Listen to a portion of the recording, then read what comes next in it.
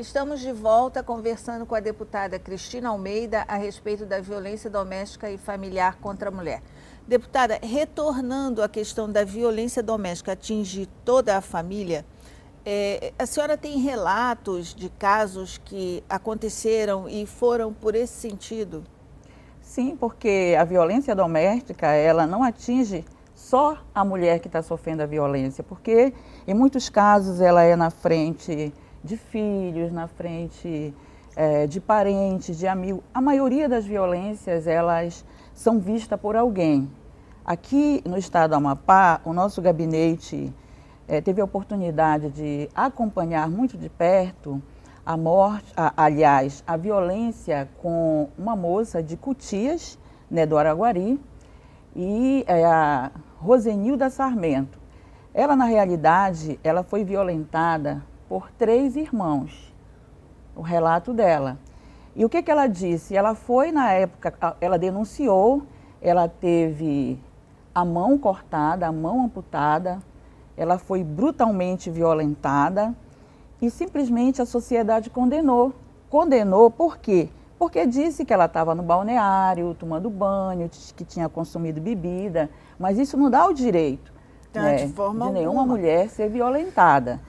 Nós tivemos agora o caso mais recente, tivemos o caso da Suzy Brazão, por exemplo, que foi uma moça que a polícia técnica até agora vai completar quase 4 meses, não dá o laudo, né, do suicídio dessa moça.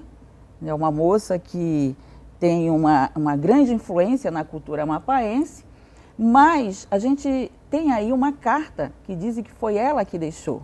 Então, eu estou falando aqui de hipóteses, né, que dizem que existe uma carta que ela deixou, mas as pessoas acham que alguém que se suicida, né, por ser coagida, não é uma violência doméstica. É sim. Por isso que agora nós temos a lei do feminicídio, certo? Que nesse caso, se supostamente ela vier se suicidar por maus tratos, ou for comprovado que psicologicamente ela ficou abalada, aí eu quero ver qual trato que vai ser dado aqui no estado do Amapá para esse caso, por exemplo, da Suzy Brazão. Então são muitos os casos. E eu falando da lei do feminicídio. O que é essa lei do feminicídio? A lei do feminicídio, ela é a lei 13.104 de 2015, uma lei aqui que está muito recente, vai fazer 2 anos agora, em 2017. E é importante você saber distinguir o femicídio do feminicídio, que há às vezes um equívoco na interpretação. Femicídio é quando há um homicídio de uma mulher. E o feminicídio é quando aquela mulher, ela tem o homicídio pela condição dela ser mulher.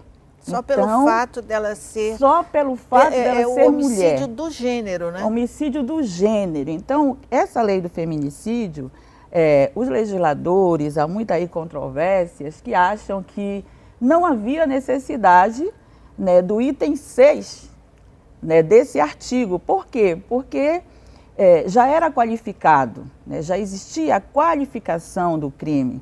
Mas eu acho que não, houve a necessidade sim. A presidenta Dilma foi muito feliz quando ela acrescentou esse item 6, né, do nosso Código Penal, que ela alterou o Código Penal, né, ela incluiu, né, aí o inciso 6, quando ela coloca, né, essa questão pela condição contra a mulher, pela condição dela ser mulher. E o que é isso? Quando o homicídio ele é qualificado, você tem uma pena de 12 a 30 anos.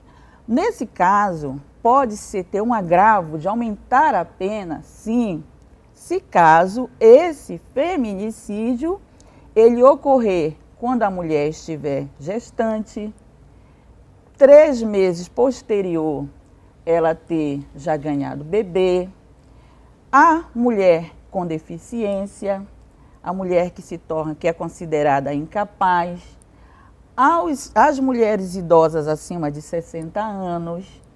E aí entra a questão familiar que você falou.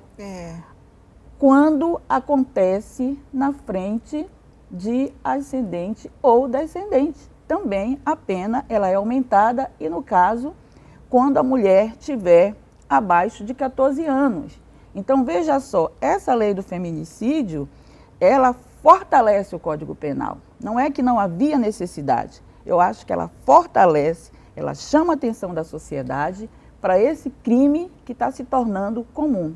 E hoje em dia, deputada, nós temos tantos problemas relacionados à questão de gênero, né, que tudo que vier para somar e para ajudar a resolver é bem-vindo, nunca é desnecessário, porque nós temos que fazer realmente uma campanha muito grande, incisiva em relação à educação, né, da nossa sociedade no tocante ao gênero. As pessoas têm o direito de ser homem, mulher, homossexuais, LGBT, isso não importa, né? Não importa. O que importa é que é um ser humano e nós não podemos deixar a violência chegar aos índices que chegaram contra aquele ser humano, não é? Com certeza, no caso, falando dessa violência, nós tivemos dos dados, você falou muito bem no início, os dados estatísticos, nós temos um mapa da violência.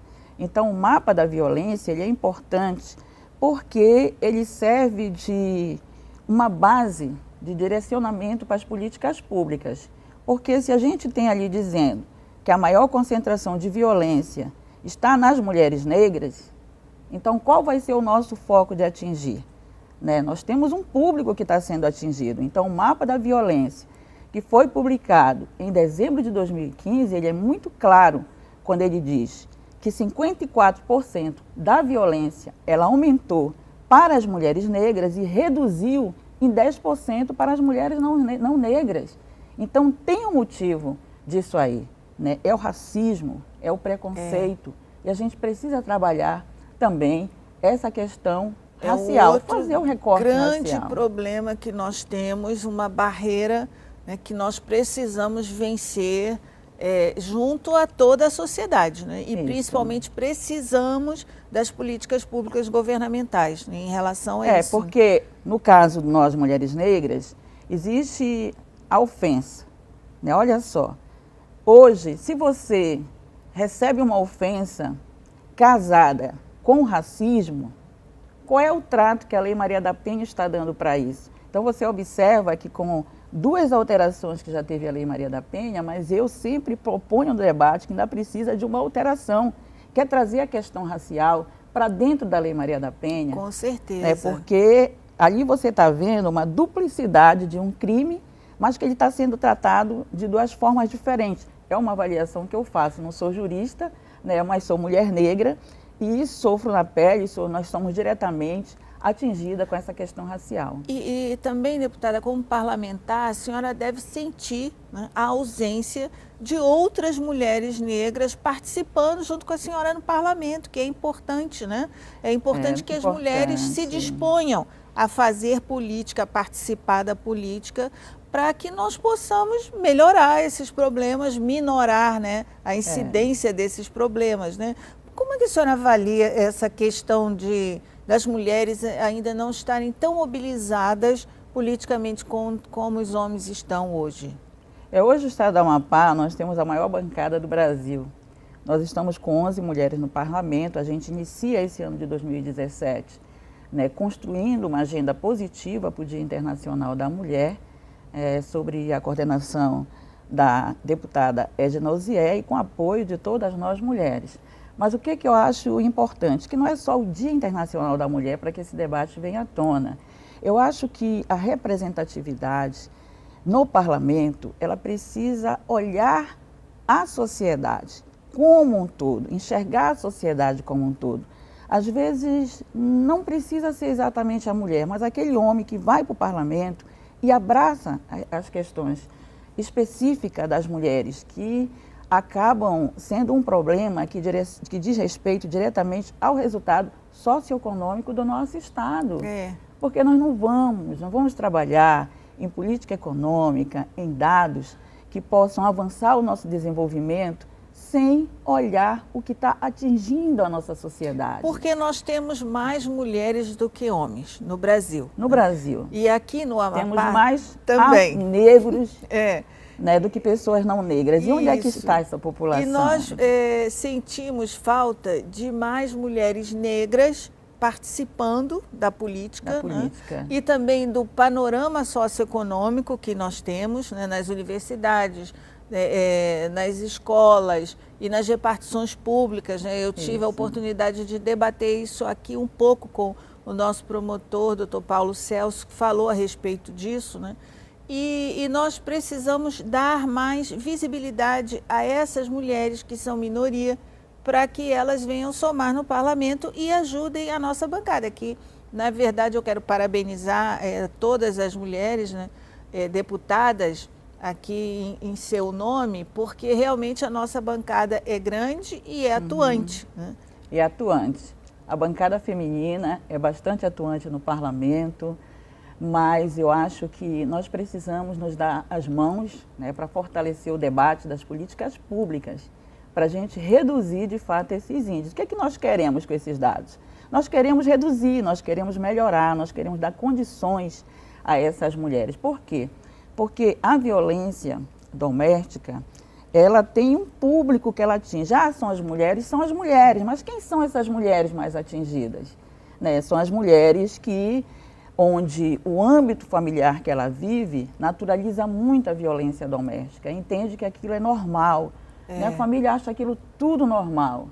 Então, os vizinhos acham tudo normal, acham que ninguém deve se envolver. Um outro ponto é a questão financeira da mulher, a dependência financeira da mulher.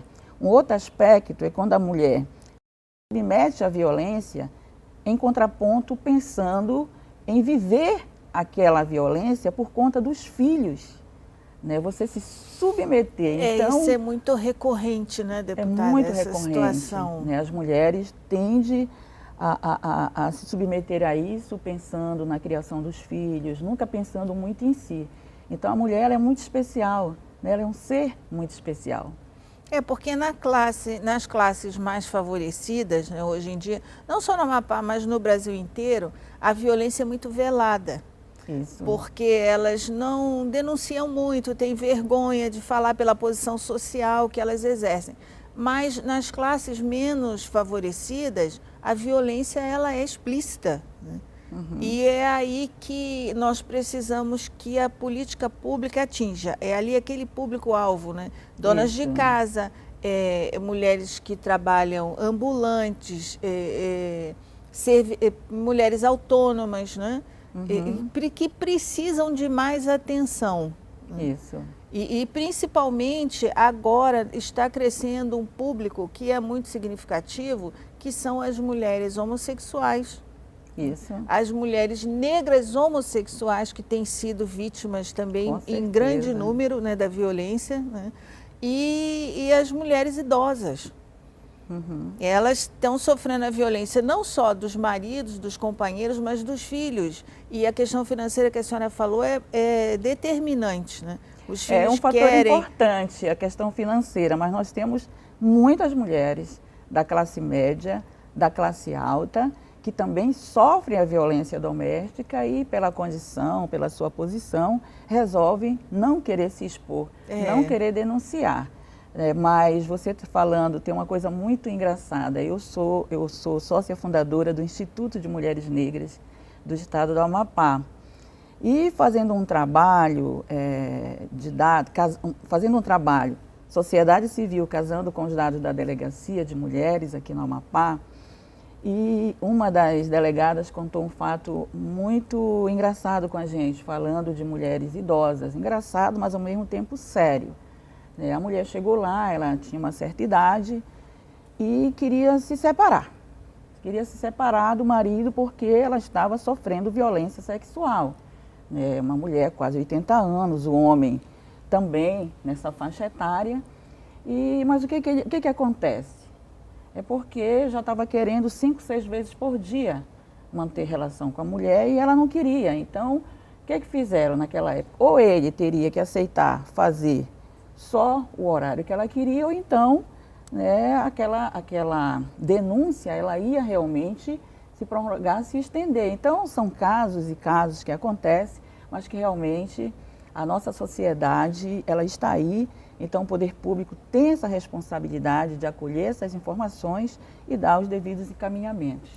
Deputada, no próximo bloco nós vamos conversar a respeito dos seus projetos, né, que a senhora vem desenvolvendo aqui no Estado e do que a senhora tem para o futuro para ajudar essas mulheres vítimas de violência doméstica e familiar. Nós voltamos daqui a pouquinho.